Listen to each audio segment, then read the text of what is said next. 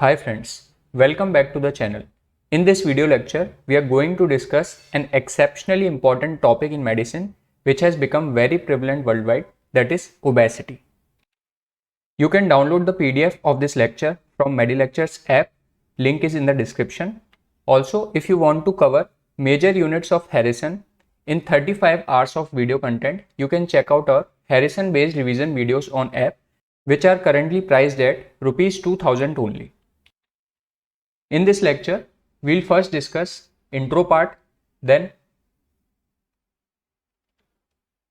physiological regulation of energy balance in our body, what are the various causes of obesity including environmental factors, genetic obesity syndromes, disorders of leptin melanocortin signaling, then obesity secondary to some other disorders. What are the various adverse consequences, how to evaluate a patient, and finally treatment including lifestyle changes and dietary modifications, pharmacotherapy, and surgery. Starting with the introduction, obesity simply means excess adipose tissue. Before discussing the BMI cutoffs and pathobiology of obesity, let's first simply see what is the reason why obesity is spreading rapidly and has actually become a pandemic. So in humans, adipose tissue evolved as a solution to intermittent availability of food. At times when food is plentiful, excess calories are converted to triglycerides, which is stored in adipose tissue. When needed, this triglyceride is converted to fatty acids and glycerol, which can provide energy source throughout the body. However, with industrialization, food is abundant and individuals are becoming sedentary. This often leads to chronic excess of energy intake much more than energy expenditure, leading to obesity. When we consider the definition of obesity, in general terms, obesity is simply defined as state of excess adipose tissue that adversely affects the health. In clinical practice, BMI is used as a marker of obesity, which is calculated by weight in kilograms divided by height in meter square. So BMI more than equal to 30 is a set cutoff for obesity, and when it is 25 to 30, it is considered as overweight.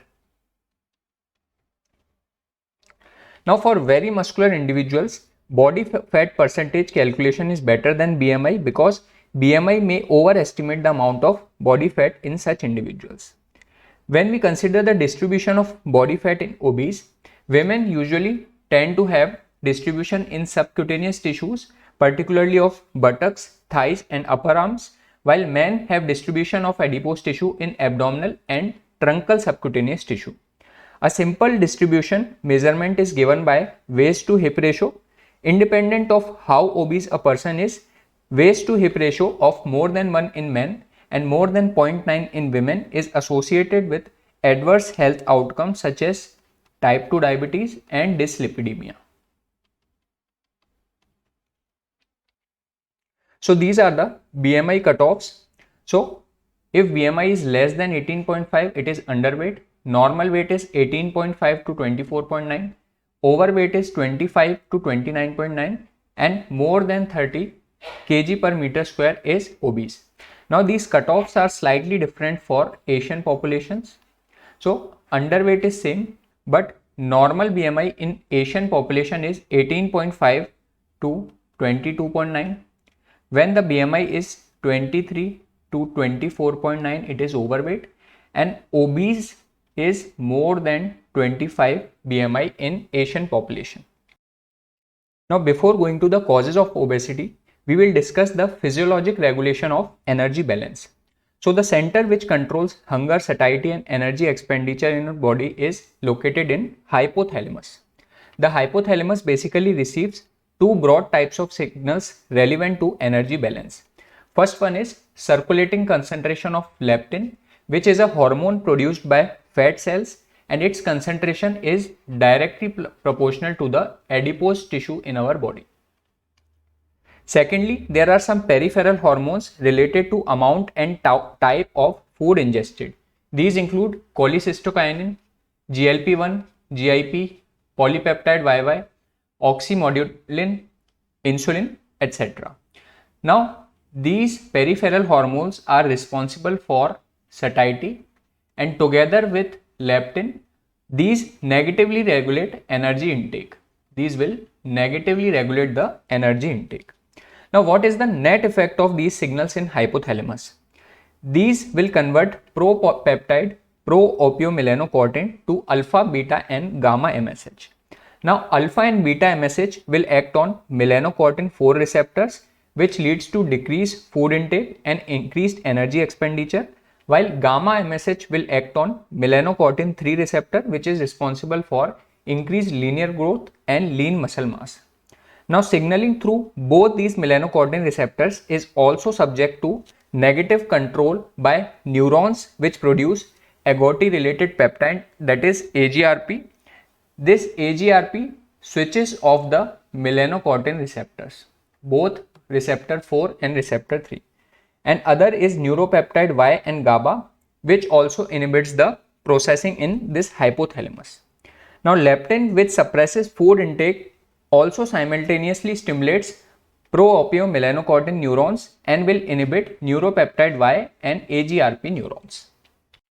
So, as we have discussed, leptin along with these peripheral hormones will stimulate the production of alpha, beta and gamma MSH from pro-opiomelanocortin in hypothalamus, which will decrease the energy intake and increase the energy expenditure.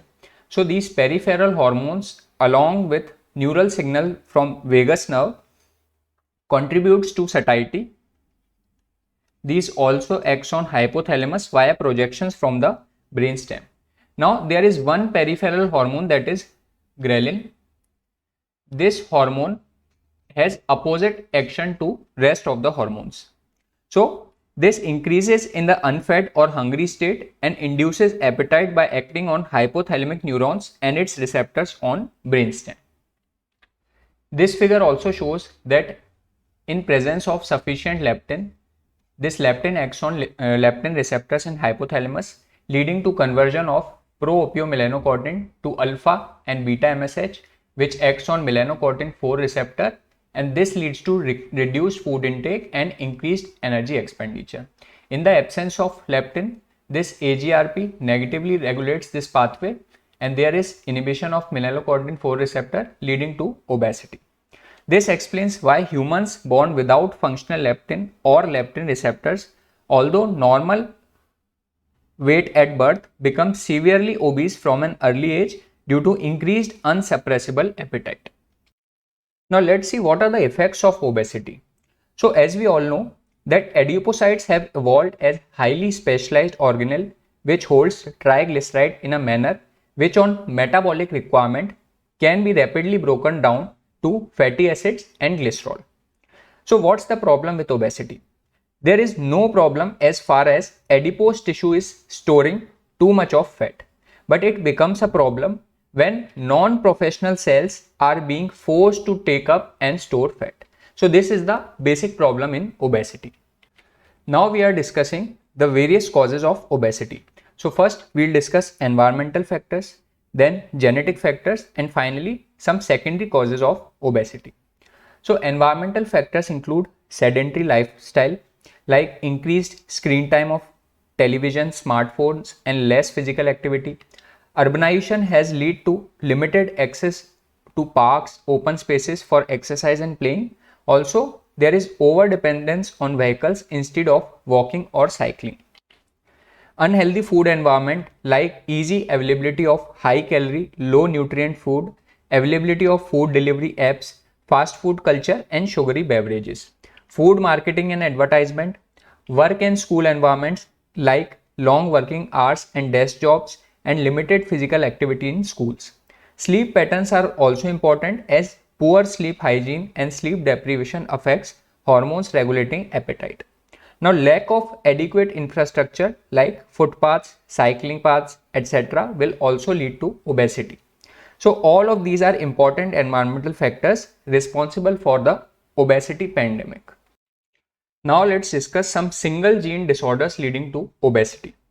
So, first one and most important is Prader-Willi syndrome. Now, this is the most common syndromic cause of obesity which occurs due to imprinting of maternal chromosome 15 with deletion of paternal chromosome. There is deletion of paternal chromosome 15 with imprinting or inactivation of maternal chromosome. Now for treatment of this condition, growth hormone is beneficial. It decreases body fat as well as increases linear growth and muscle mass. So it is an autosomal dominant condition which is characterized by short stature, hypogonadotropic hypogonadism, sleep disturbances and obsessive behavior. Second condition is also autosomal dominant, which is Albright's hereditary osteodystrophy. This also occurs due to mutation in imprinted gene GNAS1 which encodes for GS alpha protein. Now an important concept in this is transmission. When the baby gets the disease from mother, there will be Albright's hereditary osteodystrophy along with resistance to several hormones like parathormone. So this condition will be pseudo hypoparathyroidism. While if the baby gets this mutated gene from the father, there will be only presence of AHO features without any resistance to hormone. So features include short stature, skeletal defects. Typical feature is shortened metacarpal. There is hormone resistance when mutation on maternally inherited allele. Then some autosomal recessive conditions include Bardet-Biedl syndrome, which is characterized by syndactyly, brachydactyly, retinal dystrophy, then pigmentary retinopathy and renal abnormalities. Cohen syndrome is facial dysformism, microcephaly, hypotonia, retinopathy. Carpenter syndrome, then Alstrom syndrome. This Alstrom can be remembered as storm, and storm leads to multiple damages. So there are multiple damages in Alstrom syndrome like cone rod dystrophy, sensory neural hearing loss, hyperinsulinemia, diabetes mellitus, dilated cardiomyopathy, pulmonary, hepatic and renal fibrosis. And last one is Tubby syndrome. After we have discussed these single gene obesity syndromes, let's discuss disorders due to leptin melanocortin signaling defect. So as we discussed, leptin from adipose tissue acts on leptin receptor in hypothalamus. This leads to conversion of pro-opiomelanocortin to ACTH with the help of pro-hormone convertase 1. This ACTH is further converted to alpha and beta MSH, also gamma MSH with the help of carboxypeptidase E, and this will finally act on mineralocortin 4 receptor, which will decrease the energy intake and increase the energy expenditure. Now defect in any of these steps can lead to obesity. So leptin defect is characterized by severe hyperphagia, frequent infections, hypogonadotropic hypogonadism, hypothyroidism. Then leptin receptor severe hyperphagia similar to leptin deficiency. Pro-opiomelanocortin has characteristic pale skin and red hairs. Also there is ACTH deficiency leading to adrenal crisis.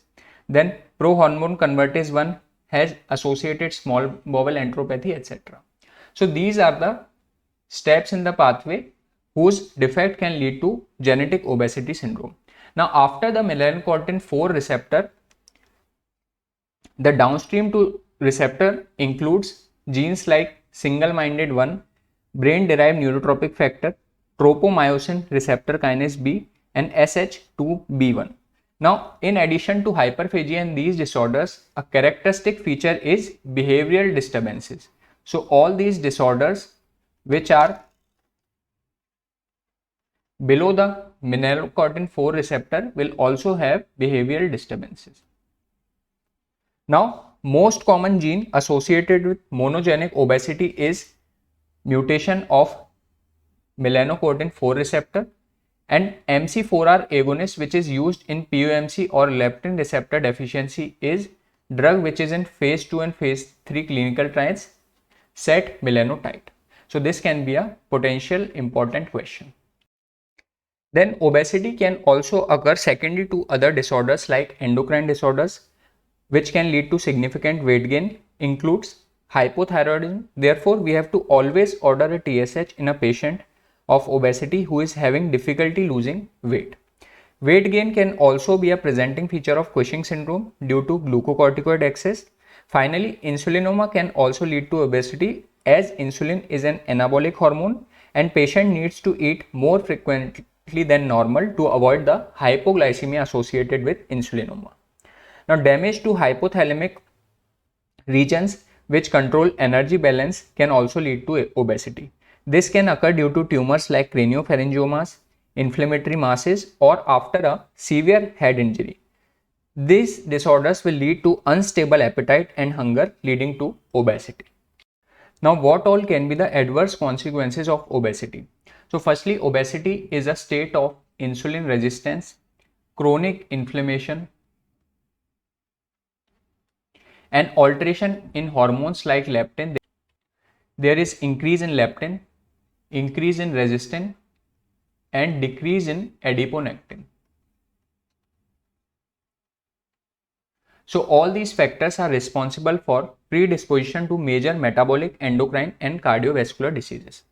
When we consider metabolic complications, these include dyslipidemia, characterized by raised triglyceride and raised LDL, fatty liver, which can progress to non-alcoholic steatohepatitis, which can further progress to cirrhosis. Then type 2 diabetes can also occur due to insulin resistance. When we consider endocrine complication, in females, insulin resistance often leads to increased LH, contributing to polycystic ovarian syndrome characterized by irregular menstruation, anovulation, and hirsutism due to hyperandrogenism. In males, obesity is associated with central hypogonadism. When we consider dermatological complications, increased in skin folds can lead to increased risk of fungal infections. Also, obese patients have acanthosis nigricans due to insulin resistance and hidradenitis suppurativa, which is characterized by recurrent boils in apocrine sweat gland areas. Cardiovascular complications can lead to increased morbidity and mortality from atherothrombotic vascular disease including CAD and stroke. There is increased prevalence of hypertension, dyslipidemia, insulin resistance, and heart failure. Thrombotic thrombocytopenic purpura is also strongly associated with obesity. Considering the respiratory complications, these include exertional dyspnea, which is obvious, and increased risk of obstructive sleep apnea. GI disorders, the most common GI disorder is reflux esophagitis. Also, there is increased risk of gallstone with increased risk of biliary colic, cholecystitis, pancreatitis, and gallbladder carcinoma. Rheumatological disorders associated with obesity are osteoarthritis of knee due to increased body weight as well as gout. Cancers associated with obesity include colorectal carcinoma, renal cell cancer, pancreatic carcinoma, and adenocarcinoma of esophagus. Also, there is increased risk of endometrial carcinoma in females. Now, there is worse outcome in COVID infections with obesity. Also, these patients are more susceptible to bacterial wound infection and post-operative sepsis. Now, CNS disorders which can occur in obesity include dementia in elderly. So, these obese patients are at risk of dementia in later life. Also, idiopathic intracranial hypertension, which is pseudotumor cerebri, is commonly seen in young patients with obesity. So, this is the figure summarizing all the complications. There is increased risk of dementia, stroke, sleep apnea, hypertension, hypertriglyceridemia, ischemic heart disease, heart failure, then gallstone esophagitis, cancer of esophagus, endometrium, pancreas, kidney, type 2 diabetes, NFLD, PCOS, arthritis, and gout. So this figure is summarizing all the complications of obesity. Coming on to the evaluation of a patient. So the four main steps in evaluation of obesity are focused obesity related history, which includes lifestyle questions about diet, physical activity, sleep, stress, etc. We have to do physical examination to determine the degree and type of obesity. We have to assess the comorbid conditions and assess the patient's readiness to adopt lifestyle changes. This is very important as it will determine the treatment. We also need to take history of disorders like PCOS, hypothyroidism and Cushing, which can be associated with obesity. Now there are certain drugs whose history has to be taken, like anti-diabetic drugs. If the patient is on insulin, if the patient is on sulfonylureas or thiazolidinediones, these drugs can be the reason for obesity. Along with anti-diabetic drugs, steroid hormones, antipsychotics, antidepressants and anti-epileptics are also associated with weight gain as a side effect. So this is the categorization of BMI, in which less than 18.5 is underweight, 18.5 to 24.9 is normal, 25 to 29.9 is overweight, 30 to 34.9 is class 1 obesity, 35 to 39.9 is class 2 obesity, and more than 40 or extreme obesity is also known as class 3 obesity. When we consider the cutoff of waist circumference, it is more than 90 centimeter or more than 35 inches for men in Asia, and for women it is more than 80 centimeters. Now there are various guidelines which categorize the severity of obesity. So we will discuss American Association of Clinical Endocrinology guideline for severity of obesity. So this classifies obesity into 3 stages: stage 0, stage 1, stage 2.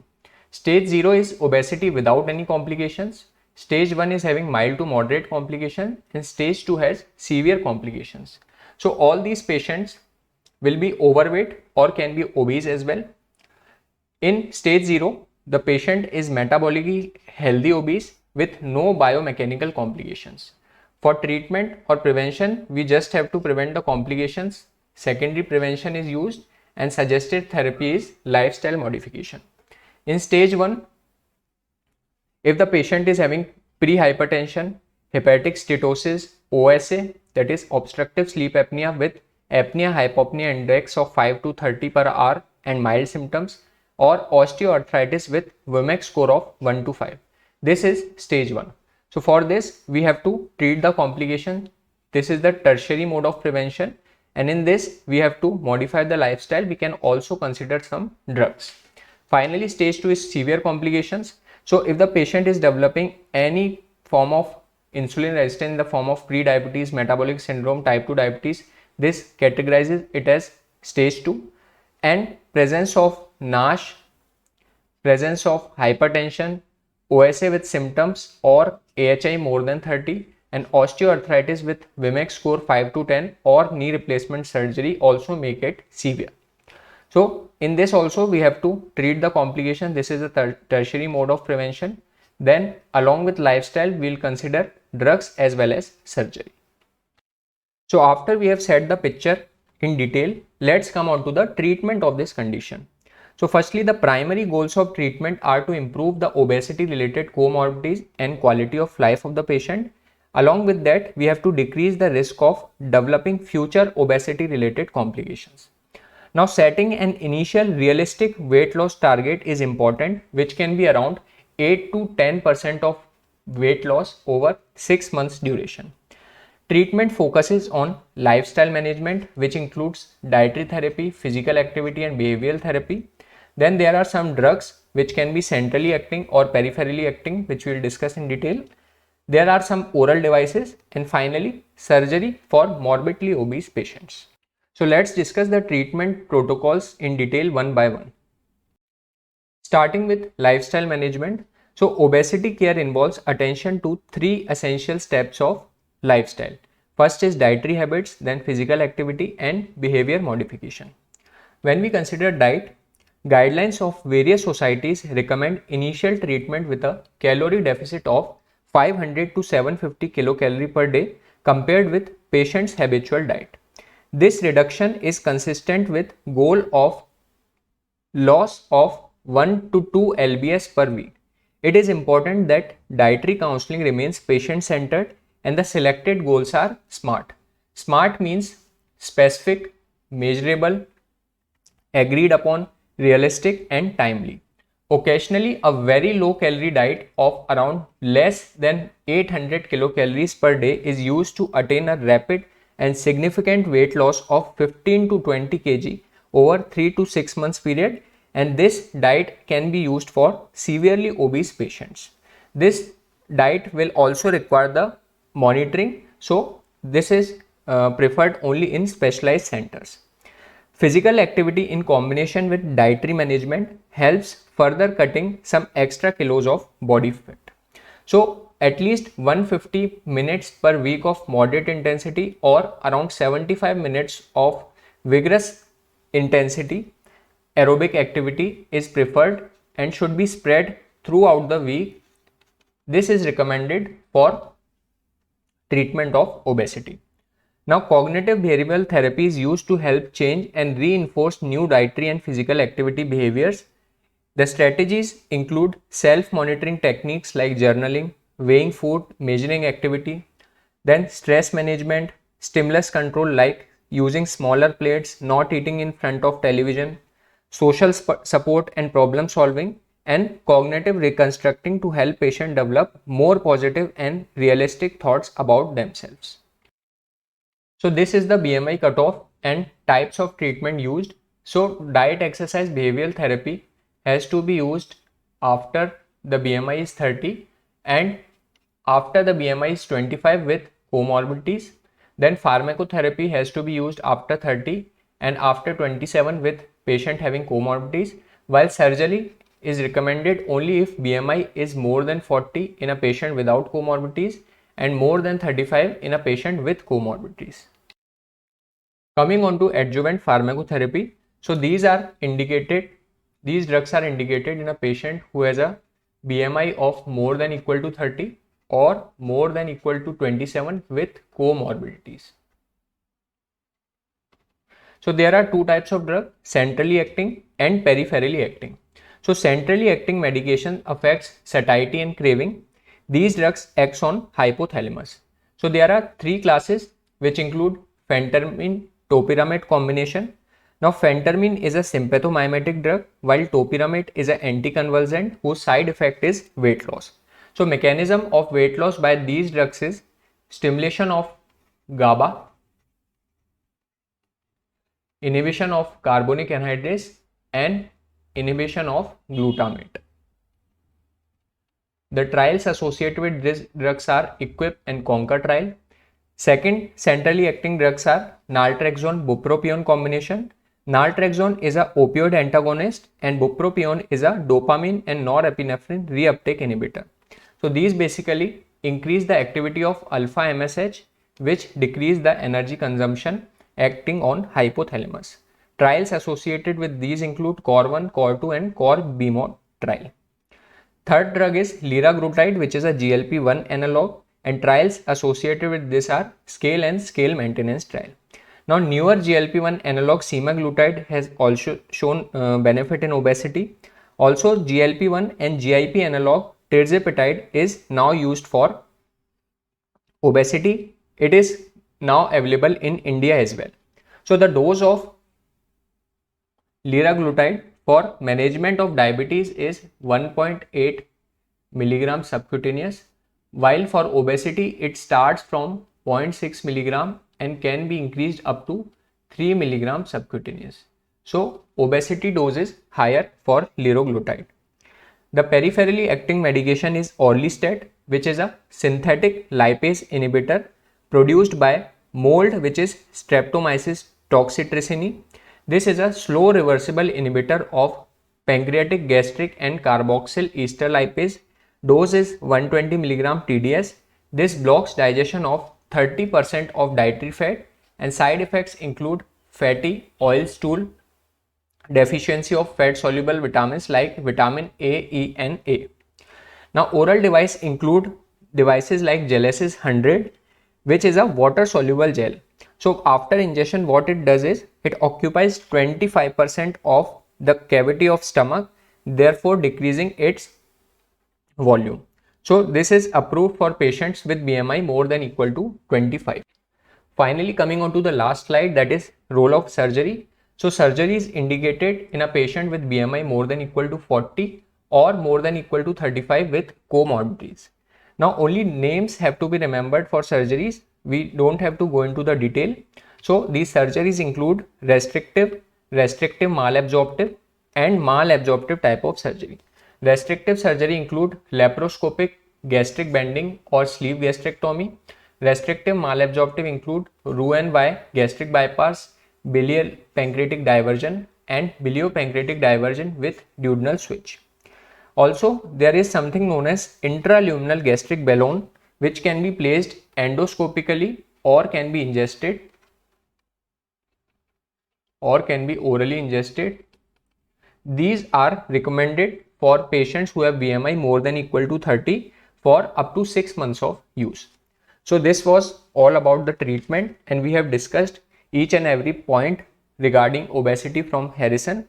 I hope you like this lecture. Thank you so much.